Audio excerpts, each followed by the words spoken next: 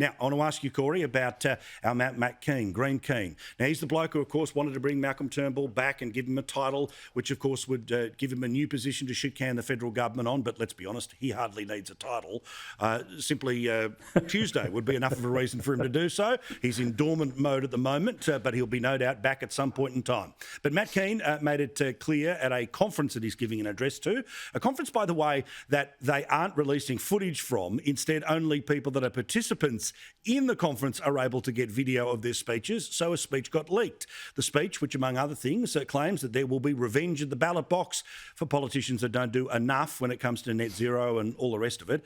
But Green Kean, of course, has popped up many a time before, and here he was with our mate Chris a little earlier.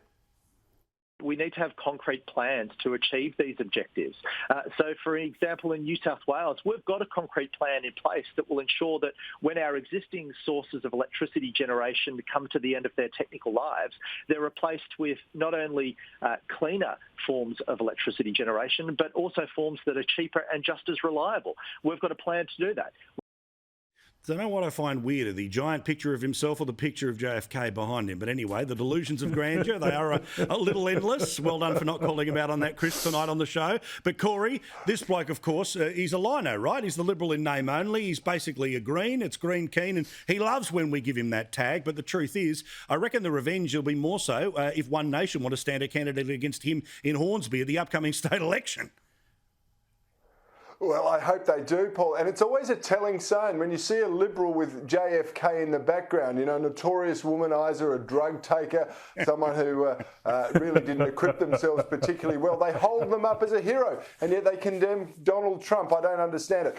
Look, Matt Kean has a plan. It is a jelly plan. It is a plan to replace Gladys Berejiklian with himself. Correct. And you've got to put this in perspective. We have had the Blueprint Institute, which is, you know, a green sort of left-wing, wet Liberal institute. It is dripping staff or hemorrhaging staff because they are taking money that has been allocated for research, applying it to climate change polling, which they then use in marginal seats to try and drum up the fear that, you know, we're going to lose this election because of climate change.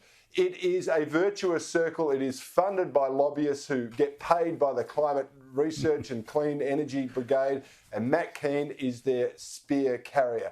It is an appalling indictment, I think, on politics. This bloke shouldn't be in the Liberal Party. I can say that because I'm not in the Liberal Party, but he is doing them a disservice, and he's trying to appeal to the Liberals in name only, the doctors' wives, who will never deliver government for a Liberal-oriented person. Chris, I've got to say, well done that you always get him on and he'll sit there and you put all the correct arguments to him. You must have photos on the bloke. Please keep them to yourself. But tell us, what do you think of again, this kind of lino movement?